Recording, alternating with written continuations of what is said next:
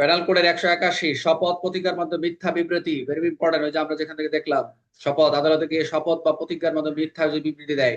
মিথ্যা সাক্ষ্যের ক্ষেত্রে তো 191, 93, 94 আছে আলাদা, বাট এখানে হচ্ছে শপথ প্রতিজ্ঞা যদি হয়, শপথ বা প্রতিজ্ঞার মাধ্যমে যদি মিথ্যা বিবৃতি দেয় তাহলে 181। যদি কোনো ব্যক্তি, আমরা যদি একটু দেখি, যদি কোনো ব্যক্তি আইন অনুযায়ী ক্ষমতা সম্পন্ন কোনো সরকারি কর্মচারী বা অন্য কোনো ব্যক্তি যিনি শপথ শপথ প্রতিজ্ঞা গ্রহণ করার ক্ষমতা রাখেন আদালতে, এর কাছে শপথ প্রতিজ্ঞা দিয়ে সত্য বলার জন্য বাধ্য, যে সত্য কথা বলবো, কিন্তু সে জেনে শুনে বিশ্বাস করার যার কারণ থাকা সত্ত্বেও সে মিথ্যা একটা বিবৃতি দিল, ফলস স্টেটমেন্ট দিল, তাহলে সেই অপরাধ নয় 181। শপথ বা প্রতিজ্ঞার বা মিথ্যা বিবৃতি দেওয়া হচ্ছে 181। শপথ বা প্রতিজ্ঞার মাধ্যমে যে মিথ্যা বিবৃতি দেয় 181। এটার উদাহরণটা কি হবে? এর জরিমানা 3 বছরের এবং জরিমানা নয়, কারাদণ্ড ধার্য। উদাহরণটা কি? একজন ব্যক্তি আদালতের শপথের মাধ্যমে সত্য বলার জন্য বাধ্য, কিন্তু সে জানে মিথ্যা বিবৃতি এটা তিনি যে দিবেন মিথ্যা বিবৃতিটা, মিথ্যা স্টেটমেন্টটা, কিন্তু সে মিথ্যা তথ্য দেয়।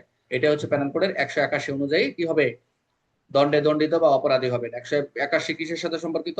মিথ্যা তথ্য শপথ প্রতিজ্ঞার মাধ্যমে যদি দেয়। এখন যে দাঁড়াটা দিব ভেরি ভেরি ইম্পর্টেন্ট।